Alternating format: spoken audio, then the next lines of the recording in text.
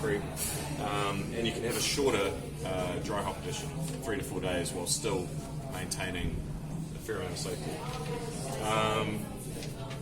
So, ironically, some US brewers, and they talk about this at Happy, are actually conditioning their hops for quite long periods at 15 degrees. And these guys would talk about hop burn. When they first dry hop the beer very heavily, so you're talking like 20-30 grams a litre hazies, they were saying that the hop flavour was quite harsh.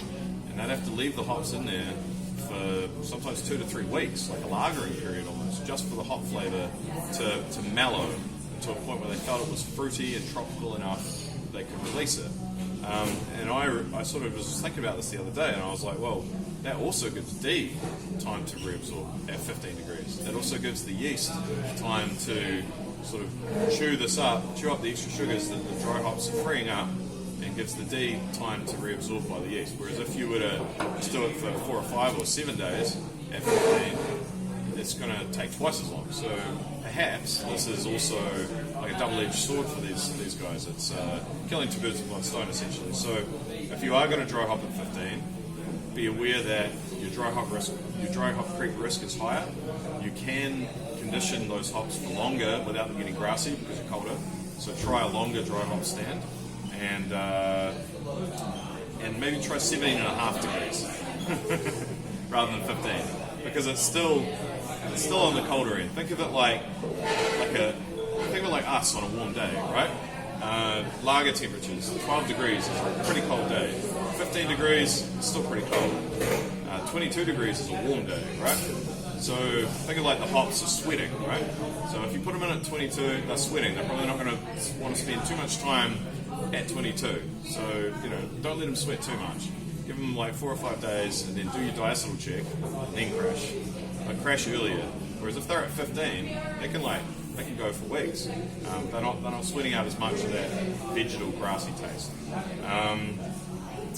And then the last thing, which I think we mentioned before, was the most difficult, which is trying to remove the yeast. This will mitigate it.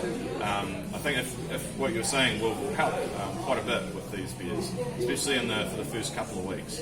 So if you can try, and I think it's always a good thing in homebrew to try and remove as much hop matter from the beer before it gets packaged.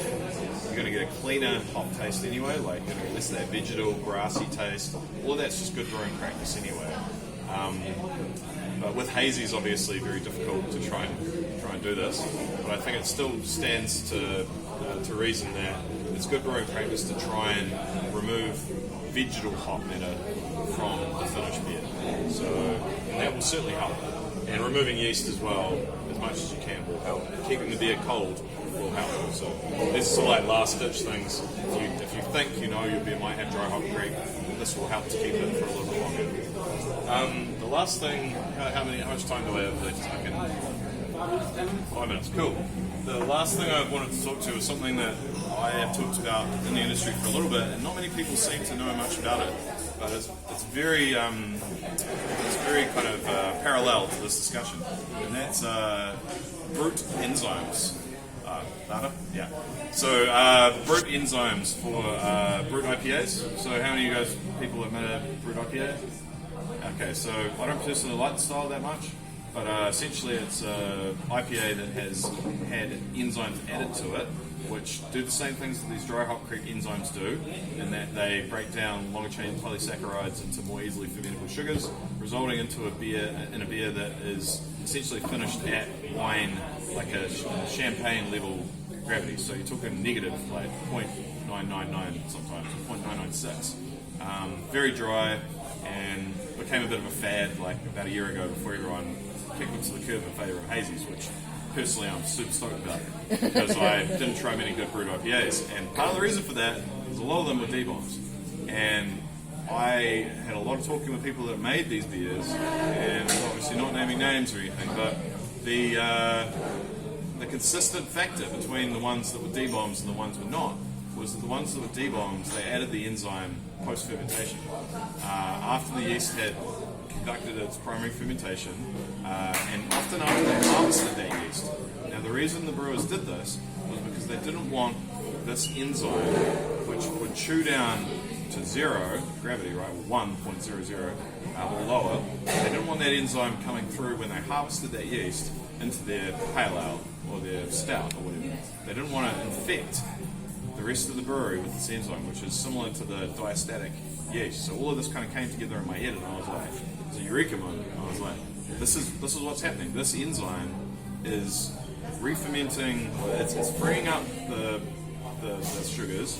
The yeast is trying to re-ferment it in its late stage fermentation when it's sluggish, it's flocked out, it's cold, it's tired, it's got high alcohol to deal with. All of this stuff is stacking against it, and it's creating this diacetyl. And then the brewers see it finish, and they're like, "Oh look, it's 998, it's done." And then they crash it, but actually that beer would have gone to 996. The yeast was still fermenting, still producing diacetyl, and when they crashed that beer, they allowed that dragon to manifest. And ironically, you end up with a beer that's marketing itself as being very dry, and it tastes very sweet because it tastes like butterscotch. And sometimes this level is low, like it's, again, barely detectable, and maybe that's just affecting the hop character. The hop's coming across as more sweet, more tropical. But if you're marketing a beer as being super dry, like a Brut champagne, better frickin' taste like that. And if it doesn't, and people are still lapping it up, I'm sitting there being very questioning as how people's palates are going, you know, like. And ironically, what happened was the brewers had recognised this, and they thought it was down to the enzyme. They're like, "Oh yeah, that's the enzyme taste." And I'm sort of like, "Yeah, it is, because it's creating like above threshold amounts of diacetyl." I'm like, "Are you sure that's what it is?" Like, I hear this a lot. Are you sure that's what it is? Yes, it's definitely below threshold, like just below threshold diacetyl. And when you try, I was like, try this one. This one doesn't have it. And often that would be beers created with a champagne yeast for some reason.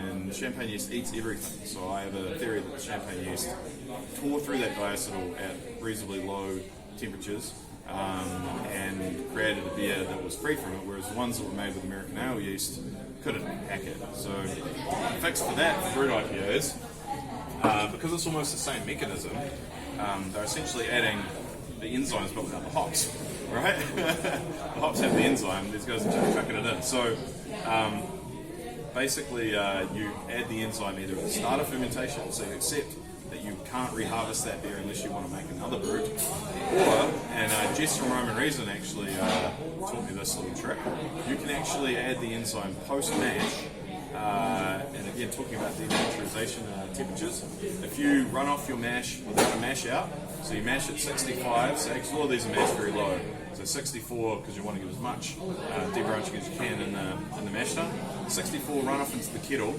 and then either hold off your sparge or sparge cool, and then let it sit at about 55, 56, add cold liquor if you need to, and then add the enzyme there in the kettle.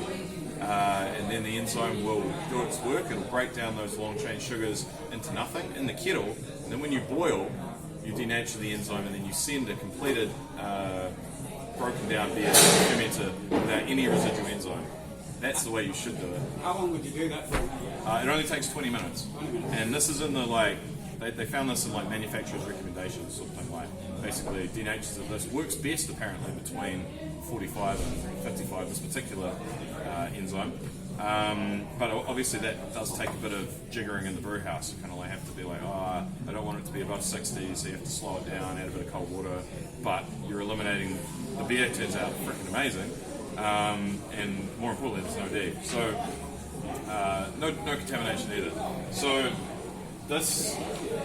these two things are essentially the same.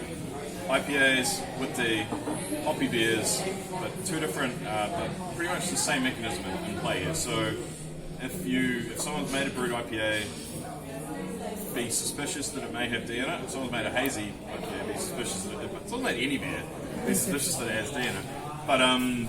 But mostly be like, how did you treat the hops? How did you treat the enzyme? Because we're talking like, this is stuff that brewers 50 years ago, clearly brewers 100 years ago knew about it, but brewers 50 years ago didn't have to worry about these things because there weren't as many hops in most beers then, and they certainly weren't dry hopping large amounts of this. So these enzymes were never present at this stage in the brewing process. It's something that has like never really happened before. and now we're having to deal with it all over again. And simple rules of thumb still come into play. Like, I felt what this thing was before I knew what it was, and I felt how to deal with it. It turned out that my gut feeling was the right call. That won't always be true, but in the end it doesn't matter if you think the hops are adding sugar to your beer and you deal with it that way. You think the hops are mixing up the beer and getting a little bit of fermentation. Using your gut instinct to be like, there's something happening here, I don't know what it is, but if I apply usual brewing knowledge to this, I know that if any fermentation occurs, it's going to create off flavors. I should maybe leave that an extra couple day or two. Maybe think about it next time before I add those hops. So yeah, in closing, thank you so much for listening. Does anyone have any more questions? It's time for a few questions. You guys arrived late, so no worries, but if you have anything that didn't make sense, feel free to... Yeah. So do you say that the more hops you add, the more enzyme you're adding, the lower your final gravity can be? Potentially. I've never seen it go past about 2 SG points. I think probably these enzymes are limited into what they can debranch. Probably something like maltotriose would be debranchable, but more complex sugars, maybe not. I would imagine that at warmer temperatures, say for example, in my brewery I use Voss Quick as a house, and that ferments at 35 degrees. And while that means that diacetyl is uptake very quickly, I probably wouldn't dry hop at that temperature. It's possible that the enzymes the hops are giving to the ferment would create more dryness at that warmer temperature because the enzymes are being able to work more than they would at 18 or 20 degrees. But I'm honestly not sure. I would assume from what I've seen that their limit is somewhere around 3 SG points of just the most fermentable of the unfermentable sugars, if that makes sense. They can just take that little bit off. They don't have much of these enzymes in them, just a little bit. So that's why it only happens with these very large dry hops. Any other questions? Hopefully I didn't talk too fast or too quiet for the video. Right, so just in closing, always try to eliminate diacetyl at every point. Try and add your dry hops earlier, max out your whirlpool, ferment warmer if you can. Use Voss, it ferments at 35-40, it's great. But again, I am purposefully cooling my beer at the end of fermentation to add the dry hops. But I'm only cooling it to 20, so it's still pretty much ale temperatures, right? For my lagers, I'm only dry hopping 2 or 3 grams a litre. I'm doing that at 17 degrees, so I'm not too worried about it there. But I would start to think about managing it if I was doing a big 20 gram a litre dry hop at 15. I would be worried about that. I've got to leave it for longer, right? Let it condition. Do what the Americans do. You want a juicy tube? Leave it 2 weeks until the hop burn drops off. And be aware that brut enzymes, if you're using them, will have a very similar effect. Pretty much the same effect. Alright, thank you very much.